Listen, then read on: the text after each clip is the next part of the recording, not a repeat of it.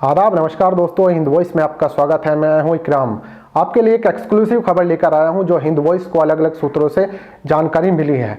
देखिए, नरेंद्र मोदी सरकार ने अभी इतवार के दिन मुसलमानों के बुद्धिजीवी के साथ में एक गुप्त बैठक की, जिसमें उन्होंने जिक्र किया कि जो ये हालात पैदा हुए हैं इसको कंट्रोल कैसे किया जाए। कौन से हालात, उस पर पहले मैं आपको बता देता हूं। जिस तरह से इस्लामिक राष्ट्रों में, इस्लामिक देशों में मुसलमानों के खिलाफ दुष्प्रचार किया गया, खासकर कोरोना जैसी महामारी को लेकर उनको निशाना बनाते हुए इस तरह की पोस्ट की गई, तो उससे जो बहुत सारे लोगों की नौकरियां गई हैं और जो जाने वाली हैं, जिन पर खतरा मंडरा रहा है, तो उसके चलते ये बैठक बुलाई गई। और इसमें नरेंद्र मोदी ने जो उनके बहुत ज़्यादा विश्वास पात्र हैं उनके ज़रिए मीटिंग कराई गई, क्योंकि उन्होंने इसमें किसी भी ऐसे मुस्लिम फेस को जो उनकी पार्टी का है या उनकी तरफ से प्रवक्ता है उसको इस मीटिंग में जगह नहीं दी। जैसे मिसाल के तौर पर मैं आपको बता देता हूँ, मुख्तार अब्बास नकवी एक मुस्लिम चेहरा है भारतीय जनता पार्टी के पास में, और जो अल्पसंख्यक आयोग का कार्य भी संभालते हैं, लेकिन उनको इसमें मीटिंग में कोई जगह नहीं दी। शाहनवाज हुसैन टिकट पे चुनाव भी लड़ चुके हैं, लेकिन उसको इस मीटिंग में कोई जगह नहीं दी। और भी बहुत सारे प्रवक्ता हैं, जैसे यासिर जिलानी है, जैसे शूबी खान है जो एडवोकेट हैं, ये सब पक्ष रखते हैं भारतीय जनता पार्टी का, लेकिन इस मीटिंग में दूर दूर तक इनका कोई वास्ता नहीं था। होता भी क्यों, प्रधानमंत्री भी जानते हैं कि अगर हम गलत करें, हम सही करें, तो ये तो गुणगान हमारा ही गाएंगे, अपना दिमाग तो उनको चलाना है नहीं। खैर, उन लोगों को इसमें जगह नहीं दी गई, लेकिन जिन लोगों को इसमें बुलाया गया और जिनके जरिए मीटिंग कराई गई, उसमें भारतीय जनता पार्टी और आरएस के कुछ ऐसे सर्वमान्य लोग थे जो दोनों जगह अपनी पकड़ बनाए रखते हैं और जो विशेषज्ञ भी हैं, खासकर विदेशी नीतियों के, जिनमें सबसे पहले अगर मैं जिक्र करूं, राम माधव, जो भारतीय जनता पार्टी के महासचिव भी हैं और अपनी विदेश नीति के कारण जाने जाते हैं, और एक इस तरह की डील कराने में माहिर है कि वो महबूबा मुफ्ती जैसे लोगों से भारतीय जनता पार्टी की डील कराकर वहां सरकार बना सकते हैं कश्मीर में।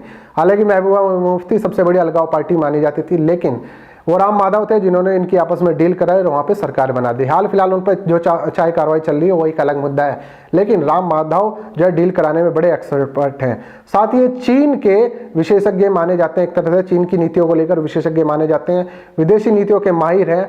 और जब नरेंद्र मोदी पहली बार प्रधानमंत्री 2014 में बने, तो इंटरनेशनल लेवल पर जो प्रधानमंत्री की छवि थी 2002 के दंगों के कारण, उसको सुधारने में राम माधव का बहुत बड़ा योगदान रहा है। जैसे कि पहली बार जब अमेरिकी यात्रा पर नरेंद्र मोदी गए, तो वहां पर जो भव्य स्वागत हुआ, उसको जो ऑर्गेनाइज किया गया, उस पूरे इवेंट को, वो पूरा का पूरा राम माधव ने किया। और हाल फिलहाल हाउडी मोदी जब हुआ था, मोदी जी दोबारा गए थे अमेरिका, वैसे तो काफी बार जा चुके हैं, लेकिन हाउडी मोदी में जिस तरह से भव्य स्वागत किया गया और जो टीम और जो पूरा ऑर्गेनाइजेशन किया, वो सब भी राम माधव ने किया। तो बड़े एक्सपर्ट माने जाते हैं और आरएसएस के प्रचारक भी हैं और राष्ट्रीय कार्यकारिणी में हमेशा उसकी शामिल भी रहते हैं। यानी कुल मिलाकर एक बड़ा चेहरा है और विश्वास पात्र है नरेंद्र मोदी के, और सीधे सीधे रिपोर्ट करते हैं नरेंद्र मोदी को। इसके अलावा इस मीटिंग में एमजे अकबर, जो पूर्व विदेश मंत्री भी रह चुके हैं, हालांकि मीट टू जब से लगा था उसके कारण अलग रहे हैं और बड़े पत्रकार भी एक तरह से माने जाते हैं, एमजे अकबर इसमें शामिल थे। इसके अलावा जयंत सिन्हा वही सांसद हैं और यशवंत सिन्हा के बेटे हैं, तो वो भी इस मीटिंग में शामिल थे। लेकिन मुसलमानों की तरफ से कौन कौन लोग शामिल थे, कौन कौन से बुद्धिजीवी शामिल किए गए हैं, उनको भी मैं आपको बताता हूं, क्योंकि ये कोई ऐसे नहीं थे कि किसी मौलाना को बुला दिया या क्या किसी जमीयत से जुड़े लोगों को बुला दिया, नहीं, इंटेलेक्चुअल और जो वरिष्ठ लोग थे, जाने माने बुद्धिजीवी थे, उनको यहाँ पर बुलाया गया। तो जितने भी ये मुस्लिम बुद्धिजीवी बुलाए गए, इनको सिर्फ बुलाने का एक मतलब यह था, नाम मैं अभी आपको बताऊंगा, लेकिन बुलाने के कारण मैं आपको बता देता हूँ। वैसे तो ये दुष्प्रचार के कारण जो हो रहा है, उन सब का हालातों को कंट्रोल करने के लिए, उसको सुधार लाने के लिए इन सबको बुलाया गया, क्योंकि सरकार भी ये मान के चल रही कि हाँ, वाकई कुछ ना कुछ ऐसे हालात हुए हैं और जिससे हालात और ज्यादा ना बिगड़े, तो उससे पहले इन चीजों को कंट्रोल कर लिया जाए।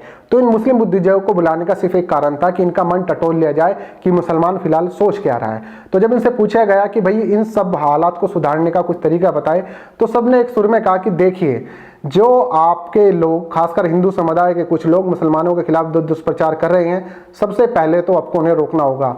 दुष्प्रचार कौन कर रहे हैं? खासकर मीडिया वाले कर रहे हैं। कुछ ऐसे मिनिस्ट्री मीडिया के लोग हैं जो लगातार नफरती जुबान बोल रहे हैं और लगातार नफरत का एक प्रोपेगेंडा लगातार चलाए जा रहे हैं। दूसरा, उन्होंने कहा कि दिल्ली दंगों में जिस तरह से एक तरफा कार्रवाई की गई है और मुस्लिम छात्रों पर यूएपीए कानून लगाकर उन्हें जेल में डाला गया, एक लड़की सफूरा जरगर, जो सिर्फ एनआरसी सीए का विरोध कर रही थी, उस पर यूए पे कानून लगाकर जेल में डाल दिया गया। वो बेचारी प्रेग्नेंट भी है, लेकिन कोई पूछ नहीं रहा, ना ही उस पर उसकी कोई केयर कर रहा है। वहीं दूसरी तरफ कपिल मिश्रा जैसे लोग, रागिनी तिवारी जैसी महिला जो सरेआम वीडियो जारी करके धमकियां देती हैं, और रागिनी तिवारी तो वीडियो लाइव करके लगातार पत्थरबाजी भी कर रहे थे, ऐसे लोगों पर कोई कार्रवाई नहीं की गई। तो इस बात को इन सारे बुद्धिजीवियों ने एक सुर में बोला कि आप लोगों की तरफ से अगर पहल होगी, हिंदू समुदाय के लोग कुछ शुरुआत करेंगे तो इन हालातों पर कंट्रोल किया जा सकता है। हालांकि इसमें कुछ जो बुद्धिजीवी थे वो कुछ खामोश भी रहे, कुछ उन्होंने ज़्यादा कुछ कहा नहीं। अब मैं आपको बता देता हूँ कि कौन कौन लोग इसमें शामिल थे। देखिए, इसमें जो शामिल थे, अलीगढ़ मुस्लिम यूनिवर्सिटी के वाइस चांसलर जो हैं तारिक मंसूर, वो इसमें शामिल हुए। कश्मीर यूनिवर्सिटी के vice chancellor Talat Mahmood, Delhi India Islamic culture के अध्यक्ष सिराज कुरैशी, पटना हाईकोर्ट के पूर्व जज इकबाल अंसारी और उर्दू इनकलाब के एडिटर शकील हसन शमसी इस बैठक में मौजूद थे।